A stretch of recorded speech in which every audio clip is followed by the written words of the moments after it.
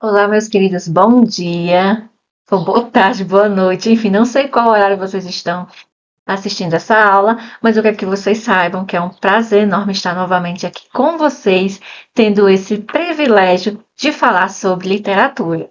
E hoje a aula será sobre o clímax, que também é uma parte muito importante do enredo e que merece uma atenção no momento da sua construção, pois ele também necessita ser planejado.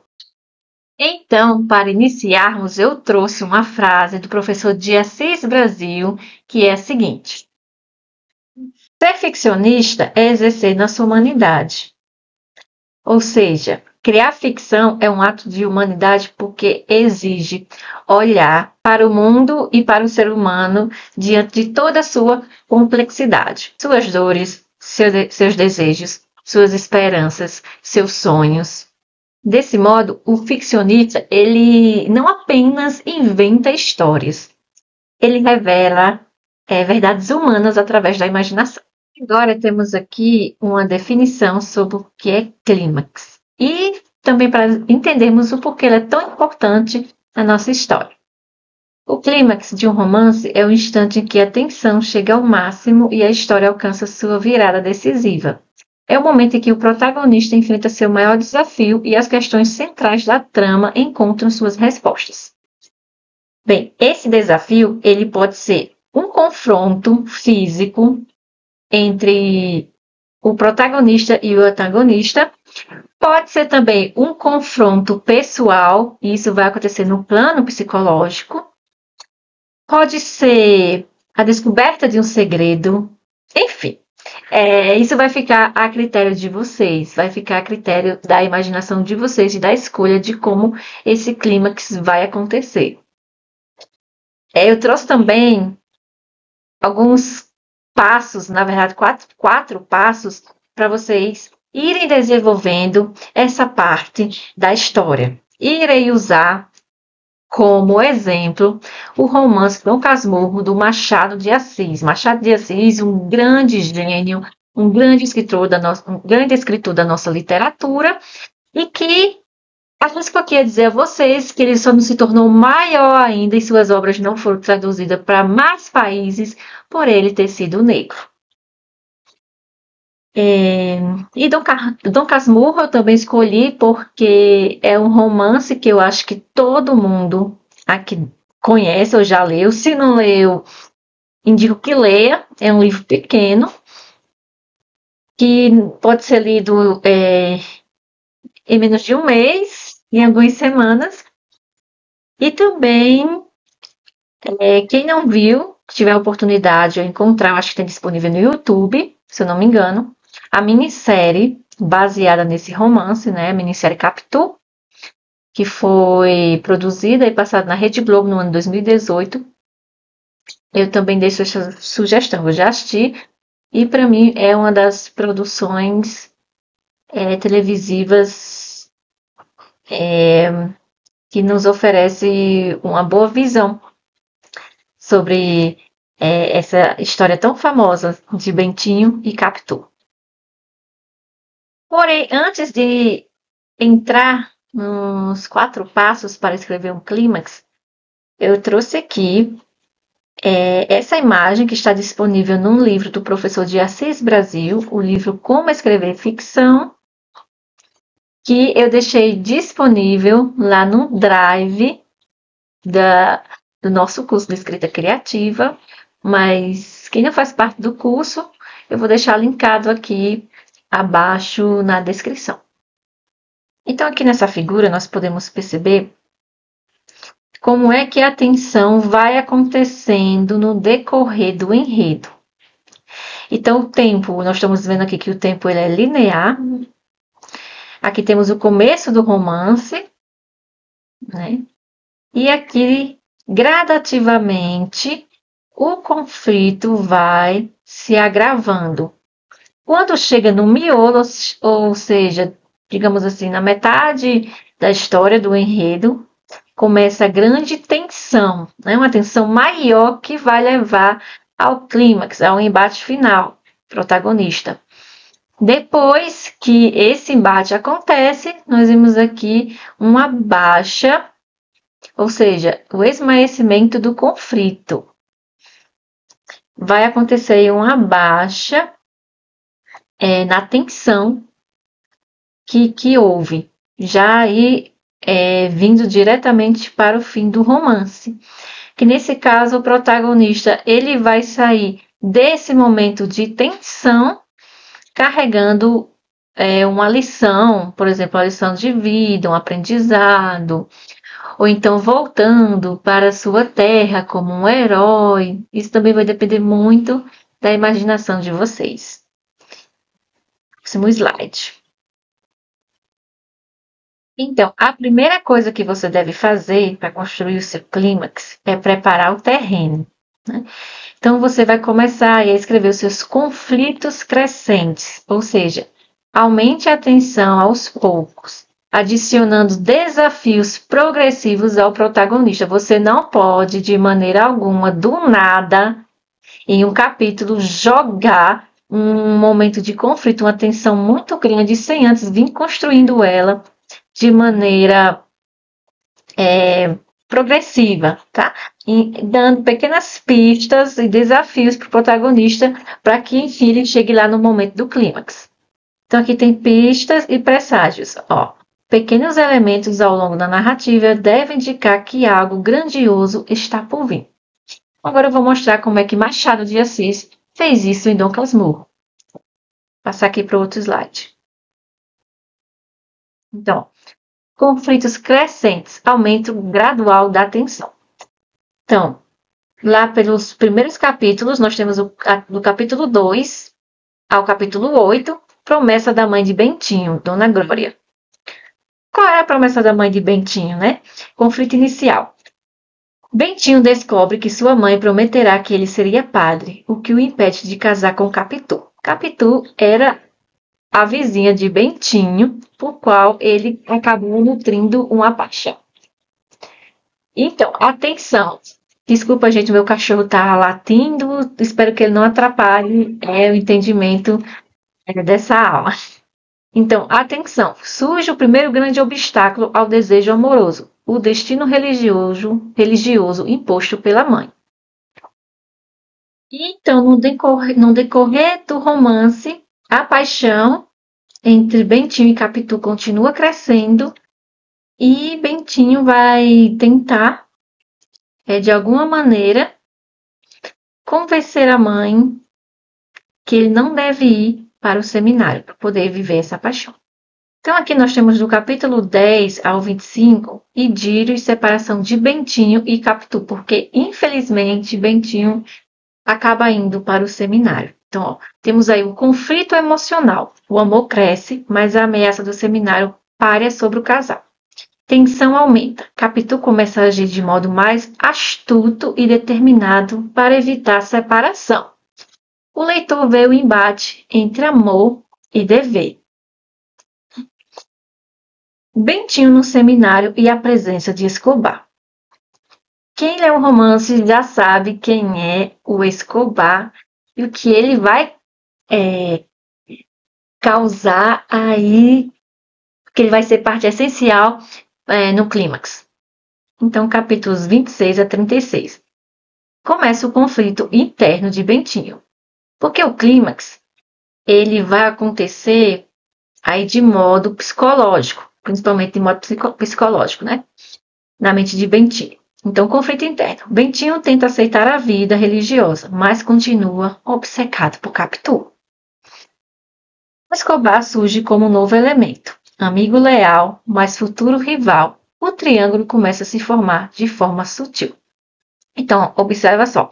Como desde o início, Machado de Assis vai colocando pistas no enredo para que o público, no momento ali que chegar num clímax, entenda o porquê Bentinho está agindo daquela forma. Então, nós vimos aqui alguns dos primeiros confrontos que Bentinho vai enfrentando. A ida para o seminário, a separação de Capitu, o modo que Capitu começa a agir, de uma maneira um pouco, como ele fala aqui, astuta, um pouco dissimulada, e depois ele conhece o Escobar, que vai se tornar um grande amigo dele, e em capítulos posteriores, o seu rival aí na disputa, né, do amor do Capitu, porque geralmente tudo isso acontece no imaginário de Bentinho. Essa relação entre Escobar e Capitu é como se fosse uma paranoia que Bentinho acaba desenvolvendo. Próximo slide. Aqui nos capítulos 81 a 95, tem aí o casamento e ciúmes de Bentinho. Então, Bentinho finalmente consegue sair do seminário e casar com Capitu, que era o seu grande sonho. Então, conflito psicológico. Mesmo após realizar seu desejo, Bentinho não encontra paz. Tensão crescente. Ele começa a notar gestos e olhares entre Capitu e Escobar. A suspeita nasce. Então, percebam que em cada capítulo, Machado de Assis coloca um conflito. Tá? Então, lá nos primeiros capítulos era o conflito de Bentinho com a promessa da mãe dele.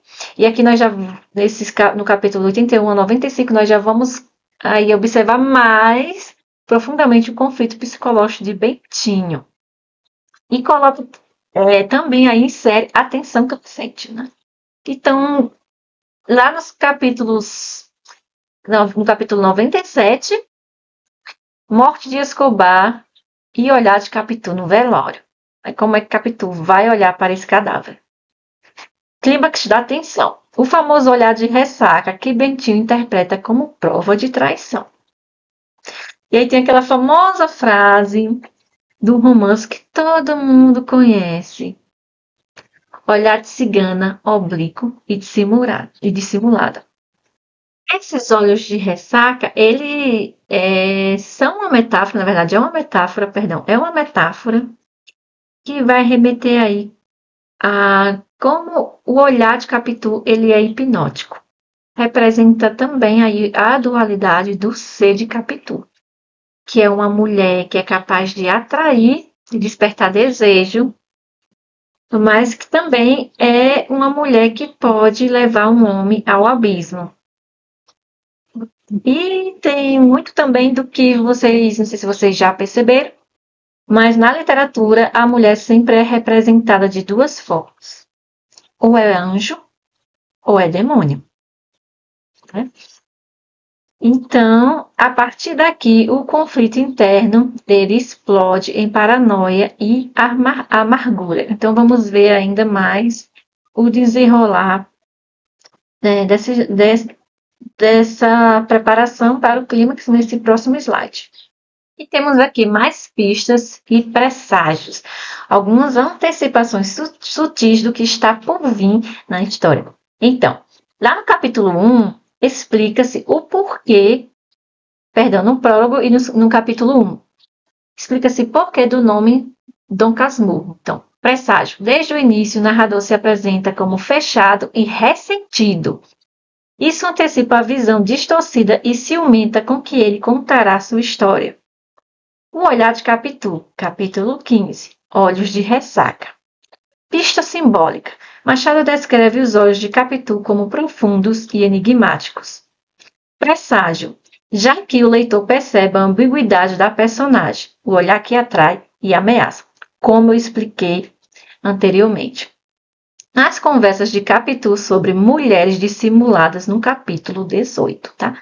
Então, pista sutil. Ela comenta ironicamente sobre dissimulação feminina. Efeito. Machado planta dúvida. Seria Capitu também dissimulada? Vamos seguir aqui para o próximo slide. Vou deixar essa perguntinha aí para vocês pensarem sobre.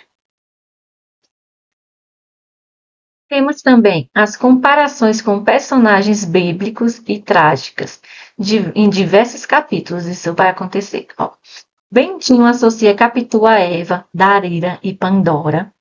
Presságio, a mulher que leva o homem à queda, eco do mito da traição. o filho Ezequiel e a semelhança com Escobar, que vai ser apresentado lá no capítulo 112, e revelação final. A dúvida que persegue Bentinho é confirmada ou não pela aparência do filho. Que o filho ali, de acordo com o olhar de Bentinho, ele lembra muito Escobar. Então, presságio anterior. Machado já havia deixado migalhas. O nome Ezequiel, de origem bíblica, ligado à visão e profecia, é simbólico. Então, muitos escritores, bem, a grande maioria deles também não dá nome aos personagens assim do nada. Ah, esse aqui vai se chamar João. Pronto. Os nomes também há sempre um simbolismo por trás deles. Eu gosto muito de pesquisar a origem e o significado de nomes de vários personagens dos quais eu vou ler os romances. E, surpreendentemente, sempre há metáforas ali por trás desses nomes e que também acaba trazendo um olhar e um entendimento mais profundo do enredo.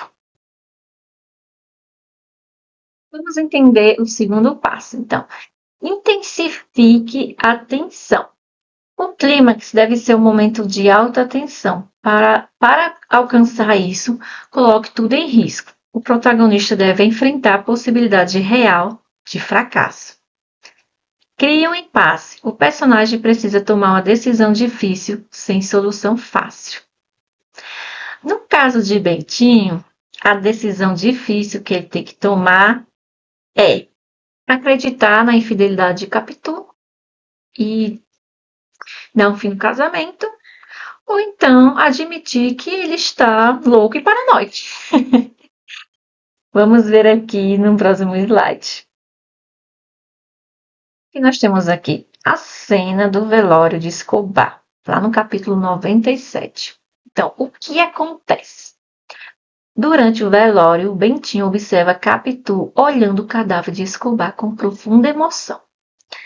Ele descreve: Capitu fitava o defunto com os olhos que tinham uma expressão que o não conhecia, de tal modo que não se podia ver sem um calafrio. Nesse momento, o Bentinho, que já está tomado completamente pelo ciúme, ele vai interpretar esse olhar de Capitu como uma prova irrefutável da traição, né? O olhar de ressaca, aquele olhar que arrasta e condena. E aí, nesse momento de tensão, você vai colocar tudo em risco. O que que Bentinho tem em risco aí? O amor idealizado por Capitu, o casamento, a amizade com Escobar e a imagem de si mesmo como o homem racional e justo. Olha só, cria um impasse. Após o velório, Bentinho entra em dilaceração interna. Acreditar na fidelidade de Capitu significaria admitir que o ciúme o corrompeu. Acreditar na traição implicaria destruir a própria vida conjugal e afastar a mulher e o filho.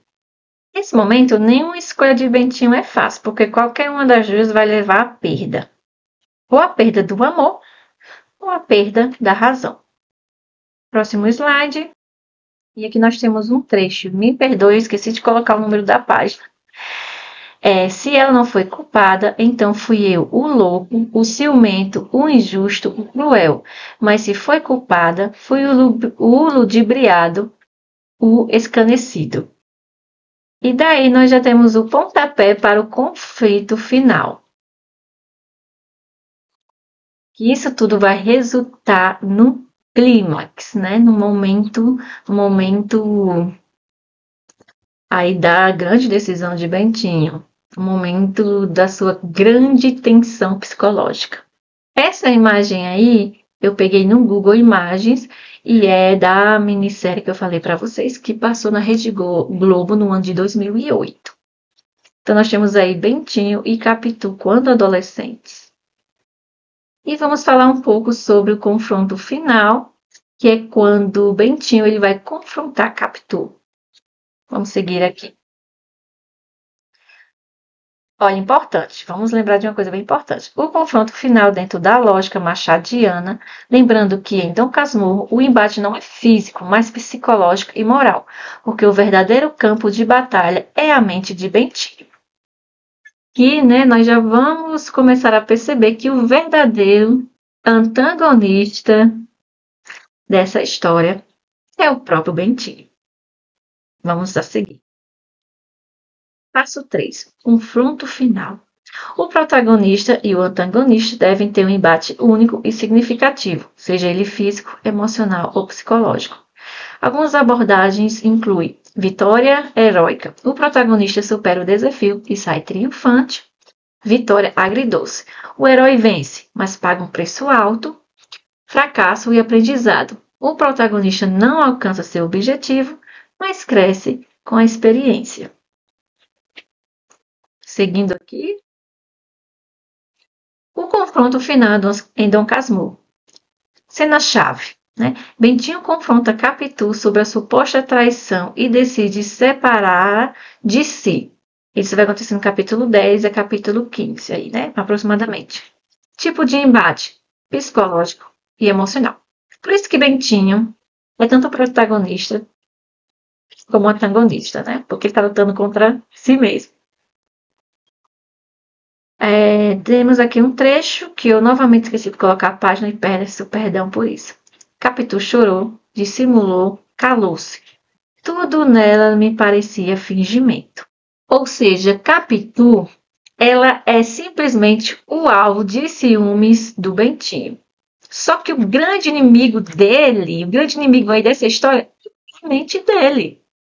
Né? A única coisa que ele tem que enfrentar é a si mesmo, é sua mente. Isso aí acontece com todos nós. Uma grande representação do ser humano aqui nesse romance incrível do Machado de Assis. Sem nem mais o que falar do Machado de Assis. É gênio, gênio, gênio, gênio. Amo muito ele e a Clarice Lispector.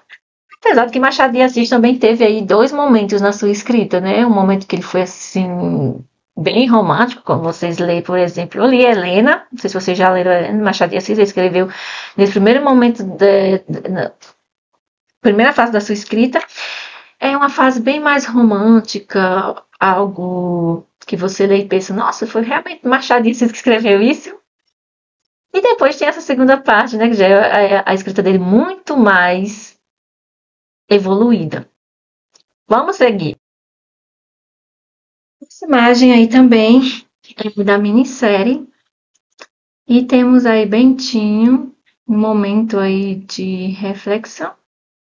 Então, eu anotei aqui algumas coisas que eu percebi durante a leitura do romance, porque eu li novamente esse ano. A primeira vez que eu li, eu era estudante do ensino médio. E lógico que agora nessa segunda leitura eu tive um olhar completamente diferente e mais profundo e crítico sobre o enredo. Então eu notei aqui que houve aí uma vitória meio que agridoce. Porque Bentinho, digamos assim, que Bentinho, ele imagina que vence. Por quê? Porque ele impõe sua vontade a Capitu ao se separar dela e mantém aí uma imagem de homem traído, né? Mas, ao mesmo tempo, é uma vitória vazia, porque ele perde tudo. Ele perde o amor, perde o filho e perde a paz de espírito. E finaliza aí isolado e amargo, né? O famoso, realmente, Dom Casmurro. Capitu morreu em terras distantes. Ezequiel morreu moço. Eu fiquei só. Né? Que é um trecho do livro que representa o que eu acabei de falar. Então, após o clímax, né, a tensão baixou. E o que vai trazer aí? Vai trazer um fracasso e uma aprendizagem. Né? Esse é o desfecho mais coerente com a leitura machadiana. Bentinho fracassa completamente. Não descobre a verdade, perde tudo o que amava, né? E encerra a vida prisioneiro de suas lembranças e de sua dúvida. E aí, lá no fim do romance, há uma aprendizagem que Bentinho revela ao narrar já velho, aí suas lembranças. Então ele percebe que o próprio ciúme dele o destruiu. E aí, a partir do momento que ele está escrevendo sobre isso, como se ele estivesse revelando a todo mundo, tomando consciência de que realmente ele foi a pessoa que errou. Então aí o confronto realmente foi mais estético e foi mais espiritual, foi mais psicológico.